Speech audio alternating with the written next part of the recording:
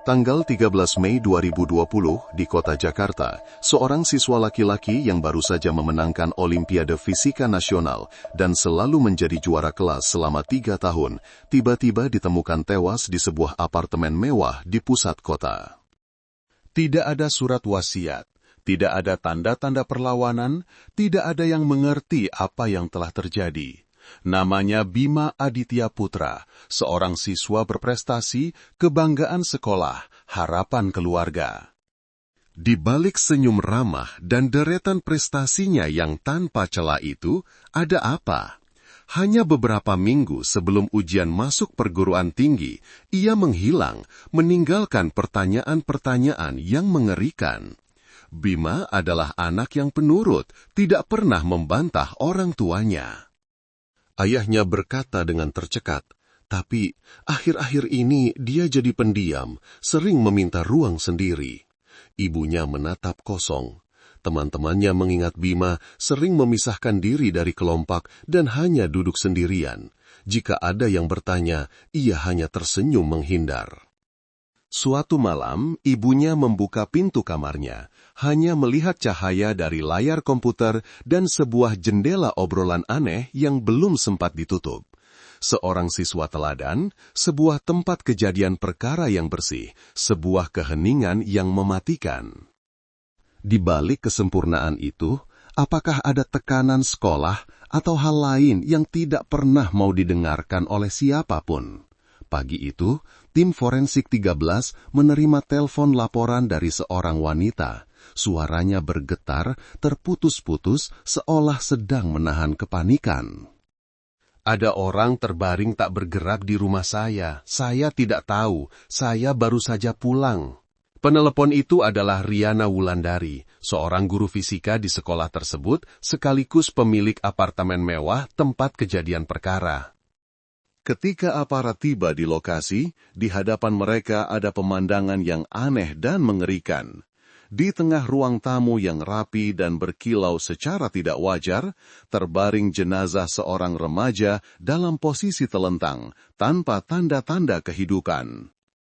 Para penyelidik menggambarkan semuanya bersih secara mencurigakan. Tidak ada noda darah, tidak ada barang yang berantakan, kursi didorong rapat ke meja, tirai ditarik lurus, lantai kayu mengkilap, tidak ada satupun jejak kaki berlumpur. Orang yang membersihkan ruangan ini, jika ada, pastilah seorang yang obsesif terhadap kerapian atau seseorang yang sangat tenang setelah melakukan kejahatan. Tetapi tubuh korban menceritakan kisah yang berbeda. Bekas jeratan di leher tercetak jelas di kulit, terus-menerus tanpa putus. Hal itu menunjukkan kekuatan jeratan yang kuat, tegas tanpa keraguan. Mulut dan hidung korban mengeluarkan busa merah muda, tanda klasik dari asfiksia mekanik. Di bagian tungkai bawah muncul bercak-bercak lebam keunguan yang biasanya hanya terjadi setelah sirkulasi darah berhenti. Semuanya menunjukkan satu kebenaran. Bima Aditya Putra tidak meninggal karena kecelakaan atau bunuh diri, melainkan dicekik sampai mati. Namun, yang membuat para penyelidik sangat memperhatikan adalah detail-detail kecil, hal-hal yang tidak seharusnya ada di dunia seorang siswa laki-laki kelas 12. Di atas meja teh ada segelas es teh lemon yang masih tersisa setengah. Di bibir gelas tercetak jelas bekas lipstik merah anggur yang tajam, seolah baru saja diletakkan. Tidak jauh dari sana tercium aroma kuat dari Chanel Coco Mademoiselle. Parfum mewah dan sensual yang biasanya disukai oleh wanita dewasa. Aroma itu memenuhi ruangan, tetapi sama sekali tidak cocok dengan citra seorang siswa penurut dari keluarga Indonesia pada umumnya. Terakhir adalah sepasang sarung tangan karet di tempat sampah dekat kamar mandi. Di atasnya menempel cairan berwarna coklat tua. Diduga darah kering bercampur bubuk pembersih. Tidak ada sidik jari, tidak ada DNA di bibir gelas, tidak ada tanda-tanda perlawanan. Semuanya seolah telah dibersihkan dengan cermat hingga ke setiap milimeter. kecuali dua hal, bekas lipstik dan aroma parfum. Sebuah pertanyaan menghantui mulai muncul di benak para penyelidik. Seseorang telah mencoba merekayasa tempat kejadian ini sebagai kasus bunuh diri yang sempurna, tetapi secara ceroboh meninggalkan dua jejak yang sangat khas perempuan. Mengapa pelaku yang cukup tenang untuk menghapus semua bukti bisa begitu teledor meninggalkan bekas lipstik, tanda yang paling mudah terdeteksi? Apakah karena terlalu percaya diri, atau karena orang itu sendiri tidak berpikir sedang meninggalkan jejak apapun? Dan yang lebih penting, siapa orang terakhir yang keluar dari ruangan ini? Meninggalkan seorang siswa terbaring tak bergerak dalam keheningan bersama aroma parfum yang masih menempel di selimut dan bantal. Orang pertama dan satu-satunya yang menemukan jenazah Bima Aditya Putra adalah Ibu Riana Wulandari, wali kelas 12A1. Di kantor polisi, ia muncul dengan kemeja kusut, wajahnya pucat karena syok. Dia berkata bahwa ia baru saja melakukan perjalanan dinas ke Bandung selama 1 hari 1 malam dan begitu tiba di rumah pagi-pagi, ia menemukan jenazah muridnya di tengah ruang tamu. Ia menangis, ia gemetar, ia terus berkata, "Saya tidak percaya, dia murid paling penurut di kelas. Kenapa hal seperti ini terjadi di apartemen saya?" Sekilas, semua orang mengira Riana benar-benar panik, tetapi ada sesuatu dalam tatapan matanya yang menghindar dan tidak menentu. Tidak sepenuhnya cocok dengan kondisi seseorang yang baru saja mengalami syok berat. Seorang ahli psikologi kriminal yang diundang untuk menganalisis perilakunya memberikan penilaian. Dia memang berduka. Benar, tetapi duka itu terasa terkendali, tidak sepenuhnya alami, seolah-olah ia sedang mencoba mengingat skenarionya. Dan kemudian, satu persatu detail kecil dalam kesaksiannya mulai menunjukkan kontradiksi yang fatal. Ibu Riana mengatakan bahwa ia meninggalkan rumah sejak kemarin pagi, pergi dinas ke Bandung sesuai jadwal sekolah, dan tidak pernah kembali ke apartemen sejak saat itu hingga menemukan kejadian tersebut. Tetapi data kartu akses lift berkata lain. Rekaman dari kamera CCTV apartemen menunjukkan kartu akses atas nama Riana Wulandari digunakan untuk naik ke lantai 15 pada pukul 25 malam saat pembunuhan terjadi. Sebuah detail yang tidak bisa diabaikan.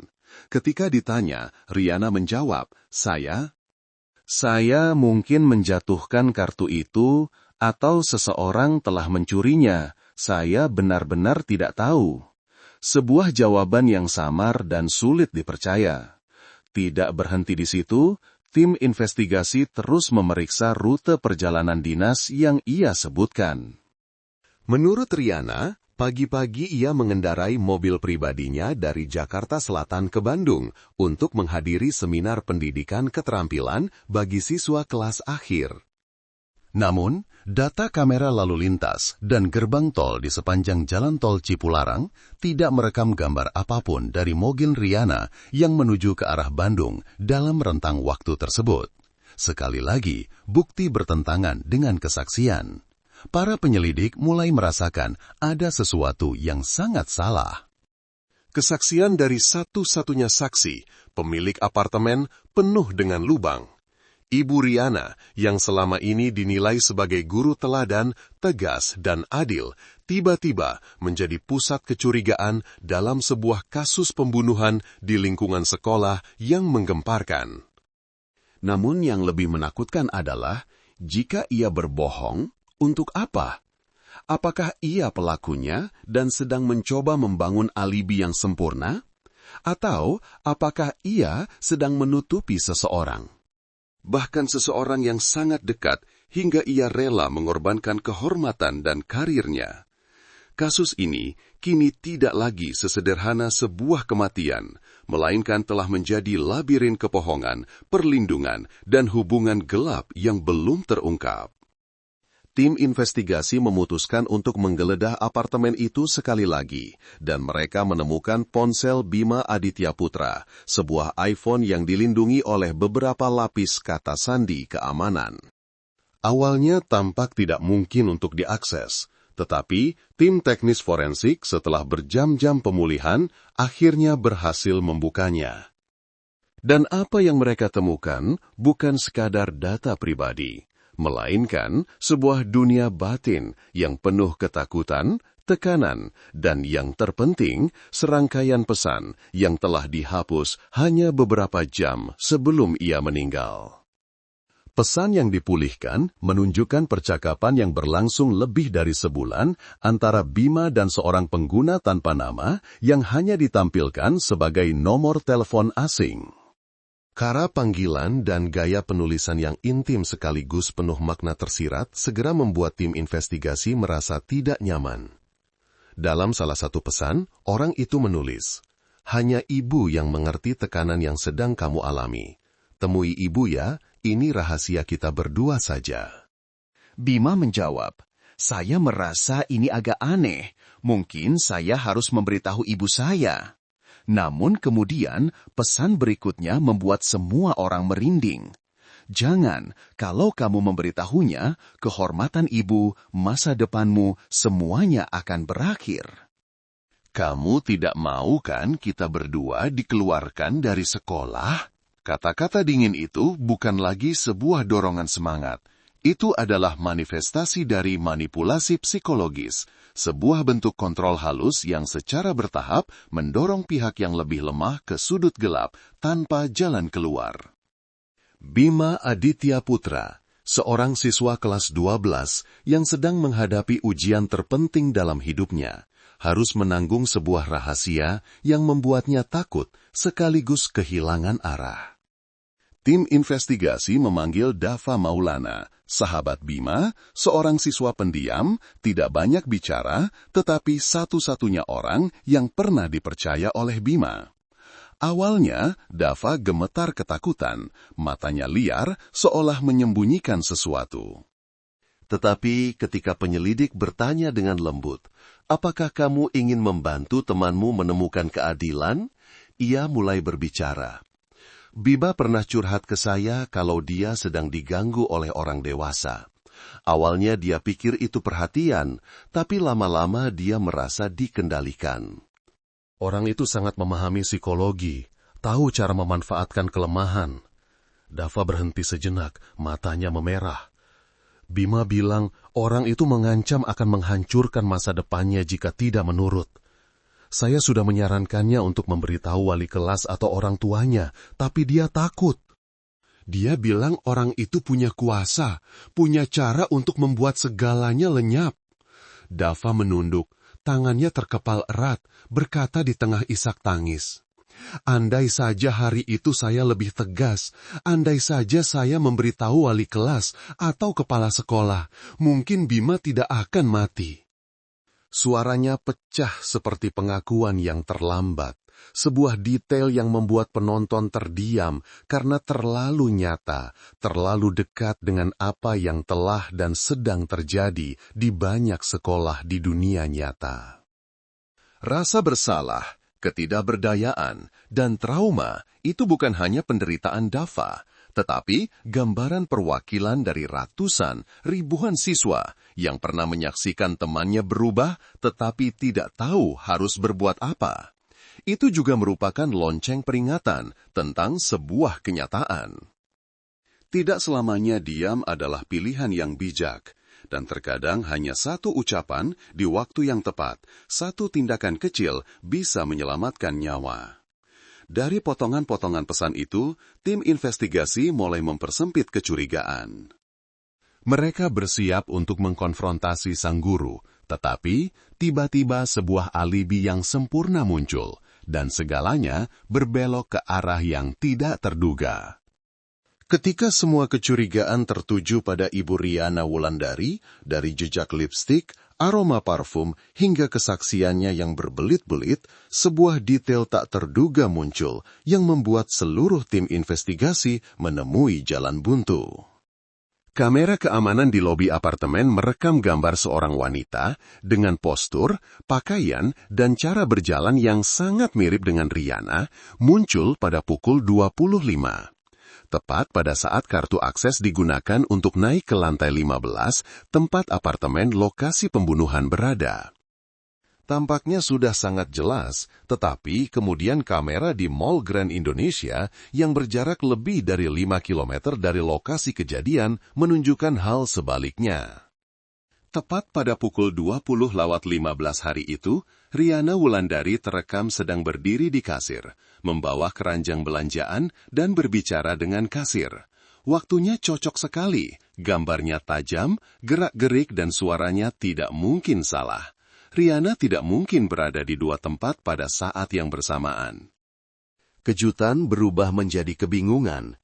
Tim investigasi mulai mengajukan hipotesis yang sulit dipercaya. Apakah ada intervensi rekayasa digital atau pengeditan gambar? Seseorang yang menyamar dengan sangat baik untuk menciptakan bukti palsu. Tetapi semakin diteliti, semuanya semakin sempurna. Tidak ada tanda-tanda pemalsuan, tidak ada campur tangan digital. Dan kemudian sebuah hipotesis yang berani namun logis diajukan. Mungkinkah ada orang lain yang sangat mirip dengan Ibu Rihanna? Penyelidikan beralih ke berkas pribadi Rihanna Wulandari. Sebuah kartu keluarga lama yang berdebu dan menguning ditemukan, dan di sana sebuah nama muncul seperti kepingan puzzle terakhir, Rihanna Wulandari, saudara kembar Rihanna Wulandari. Informasi ini membuat seluruh tim investigasi terdiam. Sejak awal kasus, tidak ada seorang pun, termasuk rekan kerja terdekat Rihanna, yang pernah menyebutkan keberadaan seorang saudara kembar. Psikologi Rihanna kini tiba-tiba menjadi lebih mudah dipahami. Tatapan yang menghindar, kalimat yang tidak konsisten, cara ia panik tetapi tetap bisa menjaga ketenangan dengan cara yang aneh. Mungkin selama ini ia tidak sepenuhnya berbohong. Ia hanya menyembunyikan sebagian kebenaran, bagian yang ia sendiri tidak berani hadapi. Seorang penyelidik menghela napas dalam rapat tertutup. Jika benar mereka kembar, maka mengelabui kamera sangat mungkin dilakukan. Tapi kenapa Rihanna menyembunyikannya? Karena takut, karena malu, atau karena sedang melindungi seseorang yang tidak bisa ia lepaskan? Semuanya kembali ke titik awal. Tapi kali ini dengan nama baru dan kecurigaan yang lebih dalam, wanita misterius yang muncul di lantai 15 malam itu. Apakah itu benar-benar Rihanna atau hantu dari masa lalu yang coba ia lupakan? Tim investigasi memutuskan untuk memanggil Rihanna Wulandari, wanita yang hampir seluruh dunia Rihanna coba sembunyikan. Dan kemudian, sisi gelap dari hubungan saudara yang seharusnya sakral mulai terkuak. Ketika nama Rihanna Wulandari disebut, suasana di ruang rapat tim investigasi seolah membeku. Seorang saudara kembar yang tidak pernah disebut oleh Rihanna dalam kesaksian apapun, tidak ada rekan kerja yang tahu, tidak ada catatan kepegawaian yang menyebutkannya. Seolah-olah Rihanna tidak pernah ada dalam kehidupan Rihanna saat ini. Dan hanya sehari setelah surat panggilan dilayangkan, Rihanna Wulandari muncul, sangat mirip dengan Rihanna hingga mengerikan. Kulit putih yang sama, rambut hitam lurus panjang yang sama, suara lembut yang sama. Tetapi tatapan matanya benar-benar berbeda, dingin dan kehilangan arah seolah hidup di dunia yang terpisah. Saat masih kuliah di Fakultas Keguruan dan Ilmu Pendidikan FKIP, Rihanna dan Rihanna sama-sama pintar, sama-sama berbakat mengajar. Namun, sementara Rihanna tenang dan gigih, Rihanna sensitif, mudah terluka, dan cenderung impulsif.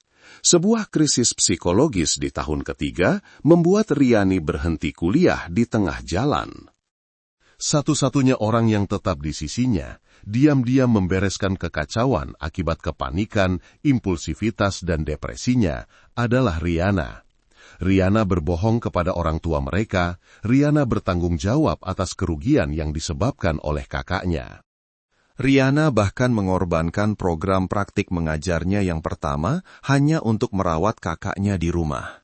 Namun, sejak saat itu, sebuah hubungan aneh mulai terbentuk. Riana menjadi penanggung jawab. Riani menjadi orang yang dilindungi. Selama bertahun-tahun, Riana selalu hidup untuk mereka berdua. Seolah-olah dirinya bukan lagi individu yang mandiri, melainkan pilar satu-satunya yang menopang keluarga agar tidak runtuh. Dan dalam ikatan itu, kasih sayang perlahan berubah menjadi belenggu. Riana menyayangi kakaknya sampai tidak berani membiarkannya menghadapi konsekuensi. Riani bergantung pada adiknya sampai kehilangan kemampuan untuk bertanggung jawab atas hidupnya sendiri. Itu bukan lagi cinta yang murni, melainkan hubungan toksik, di mana satu orang berkorban hingga kelelahan, sementara yang lain perlahan kehilangan konsep benar dan salah. Dalam konfrontasi antara Riana, Riani, dan tim investigasi, kebenaran akhirnya terungkap. Di bawah tekanan bukti, sidik jari di gelas es teh lemon, data kamera koridor, dan kecocokan DNA dari sarung tangan di tempat sampah, Riana menyerah. Ia menundukkan kepala, air mata bercucuran, mengakui, kakak sudah berjanji tidak akan muncul lagi. Tapi, kemudian dia mendekati Bima. Antara saya dan Bima adalah kepercayaan yang tulus. Tapi bagi kakak, itu adalah cara untuk mendapatkan kembali sebagian dari kehidupan yang saya miliki. Saya tahu, tapi saya tidak punya keberanian untuk melaporkan satu-satunya keluarga saya. Pada saat itu, semua kepingan puzzle mulai menyatu. Ikatan persaudaraan yang dianggap paling sakral justru menjadi motif untuk menutupi kejahatan. Bukan karena Riana jahat, tetapi karena ia sudah terlalu lama hidup dalam peran sebagai penanggung jawab hingga ia lupa. Ada hal-hal yang jika tidak dibiarkan menghadapi terang, cepat atau lambat akan menelan segalanya. Setelah Riana mengakui telah menyembunyikan kebenaran, tim investigasi mengalihkan interogasi ke Riani Wulandari.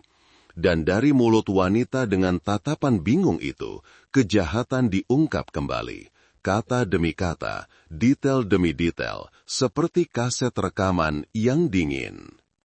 Di ruang interogasi, Riani Wulandari duduk diam untuk waktu yang lama, tidak menangis, tidak membantah, tidak menanyakan apapun tentang status hukumnya atau hukuman yang mungkin ia hadapi. Ia hanya menatap satu titik tak terlihat di dinding putih, seolah masa lalu sedang diputar ulang di kepalanya. Lalu tiba-tiba ia angkat bicara, pelan tapi jelas, setiap kata seperti pisau dingin. Saya tidak sengaja membunuhnya. Saya hanya ingin menahan Bima sedikit lebih lama. Riani mengaku telah berulang kali menyamar sebagai adiknya, Riana Wulandari, untuk mengirim pesan kepada Bima Aditya Putra. Semuanya berawal dari suatu kali ia tidak sengaja membaca email antara Riana dan murid-muridnya. Saat Riana sedang mandi, pujian, ucapan terima kasih, dan kekaguman tanpa syarat dari para siswa membuat Riani iri sekaligus mendambakannya. Saya pernah menjadi guru. Saya pernah berdiri di depan kelas, tapi kemudian penyakit, pengangguran, hidup menumpang pada adik saya, dan saya mulai percaya bahwa dia sedang menjalani kehidupan yang seharusnya menjadi milik saya. Di mata Riani, Bima Aditya Putra, murid terbaik Riana, menjadi simbol dari semua yang telah hilang darinya.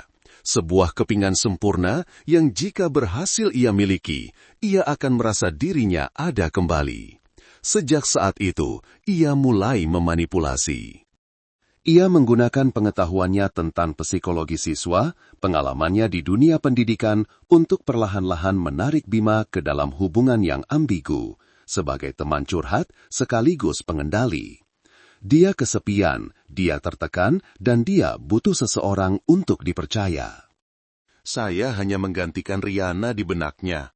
Tapi segalanya mulai di luar kendali ketika Bima mengatakan ingin mengakhiri hubungan itu. Ia merasa ada yang tidak beres. Ia curiga, ia berencana memberitahu ibunya, Riana yang asli, dan pihak sekolah. Itulah momen ketika krisis psikologis Riani mencapai ambang bahaya. Dia bilang, saya akan menceritakan semuanya. Saya takut, saya panik. Karena jika Bima bicara, saya akan kehilangan segalanya. Kehilangan satu-satunya hal yang membuat saya merasa berharga. Saat itu Riani tidak melihat seorang siswa yang sedang meminta tolong. Ia hanya melihat sebuah ancaman, sebuah tangan yang bersiap meruntuhkan dunia fantasi yang susah payah ia bangun.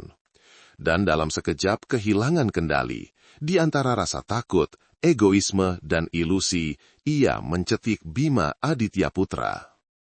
Saya tidak berpikir akan sejauh itu.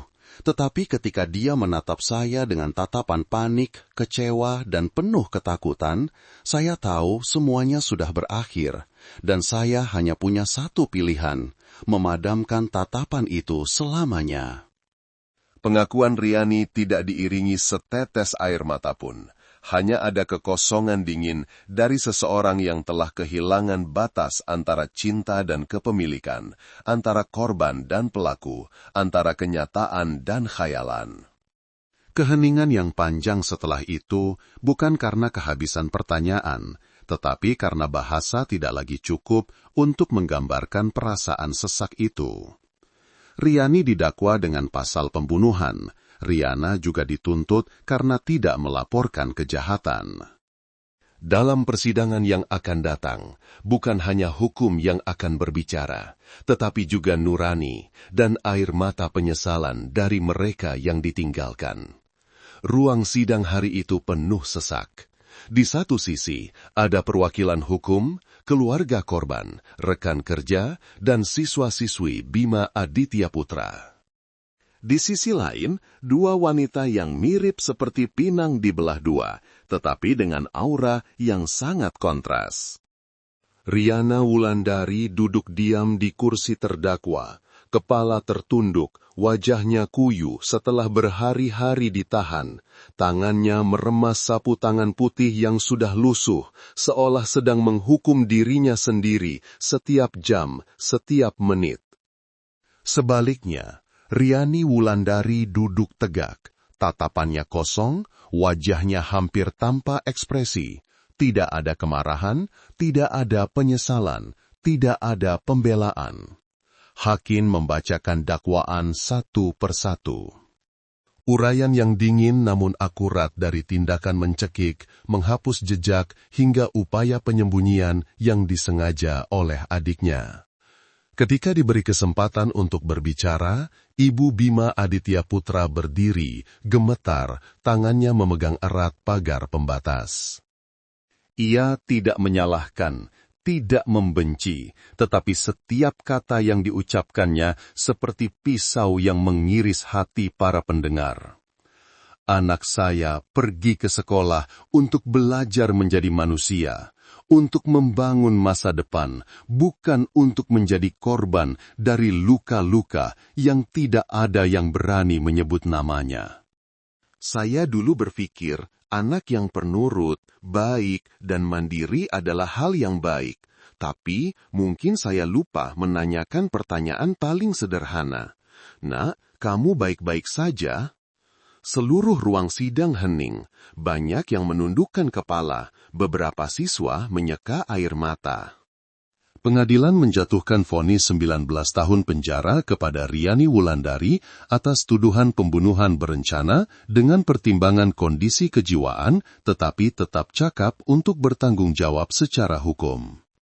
Riana Wulandari divonis 2 tahun penjara dengan masa percobaan karena tidak melaporkan kejahatan, dengan beberapa pertimbangan yang meringankan, seperti riwayat merawat anggota keluarga yang sakit dan tindakan penyembunyian yang tidak bertujuan untuk keuntungan pribadi. Begitu vonis dibacakan, Riana menangis tersedu-sedu, bukan karena hukumannya, tetapi karena perasaan bahwa untuk pertama kalinya dalam hidupnya, ia terpaksa melepaskan tangan kakaknya yang telah ia pikul selama 20 tahun. Sedangkan Riani tidak berkata apa-apa. Ia hanya menoleh ke arah Riana. Tatapannya untuk pertama kali menunjukkan sedikit getaran, tetapi kemudian segera tertutup kembali seperti pintu yang telah terkunci selamanya. Bagi hukum, kasus ini telah berakhir. Namun bagi mereka yang ditinggalkan, terutama keluarga korban, hukuman terbesar tidak tertulis di atas kertas. Itu adalah hukuman nurani, sesuatu yang akan diam-diam menggerogoti setiap orang, melalui setiap tidur, setiap kali menatap mata seorang anak yang menyimpan terlalu banyak hal yang tidak seharusnya ia simpan. Kasus telah ditutup, pengadilan telah menjatuhkan vonis, tetapi di hati mereka yang menyaksikan, masih ada hukuman lain yang tidak memiliki tanggal akhir, yaitu hukuman nurani. Nurani seorang ibu yang pernah percaya bahwa anaknya yang penurut, pintar, dan mandiri sudah cukup untuk membuatnya tenang, namun lupa bahwa keheningan seorang anak terkadang adalah teriakan minta tolong yang tak bersuara. Nurani seorang sahabat yang jika saja berbicara 1 hari lebih awal, mungkin bisa menyelamatkan nyawa temannya. Dan juga nurani seorang guru yang menggunakan kasih sayang dengan cara yang salah untuk melindungi kerabatnya, hingga akhirnya kehilangan segalanya. Kisah Bima Aditya Putra bukan hanya sebuah tragedi pribadi. Ini adalah peringatan bagi seluruh lingkungan sekolah, di mana batas antara perhatian dan pelecehan bisa setipis rambut. Di sana ada zona abu-abu yang diam-diam ada, hubungan tanpa nama, emosi yang tidak jelas, tatapan penuh kasih sayang, namun melampaui peran seorang pendidik. Dan ketika tidak ada yang berani angkat bicara, ketika semua orang memilih untuk mengabaikan karena tidak melihat sesuatu yang jelas-jelas salah, maka konsekuensinya menjadi tidak dapat diperbaiki. Di tengah semua kebisingan itu, mungkin hal yang paling penting adalah sebuah pertanyaan yang tampaknya sederhana, namun sering kita abaikan. Kamu baik-baik saja? Sebuah pertanyaan yang jika ditanyakan pada waktu yang tepat, dengan ketulusan yang cukup, bisa menyelamatkan sebuah jiwa, dan terkadang menyelamatkan nyawa. Jika hari ini Anda melihat anak Anda, murid Anda, atau sahabat Anda tiba-tiba menjadi pendiam, menghindari kontak mata, atau tersenyum terpaksa saat Anda bertanya, jangan diam, jangan menunggu. Mulailah dengan sebuah pertanyaan dan dengarkan dengan sepenuh hati. Karena yang membunuh bukanlah kejahatan yang paling jelas, melainkan hal-hal yang tidak ada yang berani katakan sampai semuanya terlambat. Kalian yang lagi nonton, asalnya dari kota mana aja nih? Coba absen di kolom komentar ya. Gimana tanggapan kalian tentang cerita yang baru saja aku sampaikan? Aku harap kalian suka. Aku doakan semoga teman-teman semua, dimanapun kalian berada, selalu diberikan kesehatan, keselamatan, dan kedamaian ya. Dan kalau kalian punya cerita seru atau pengalaman menarik lainnya, jangan ragu untuk berbagi juga di komentar, biar kita semua bisa saling membaca dan terhubung.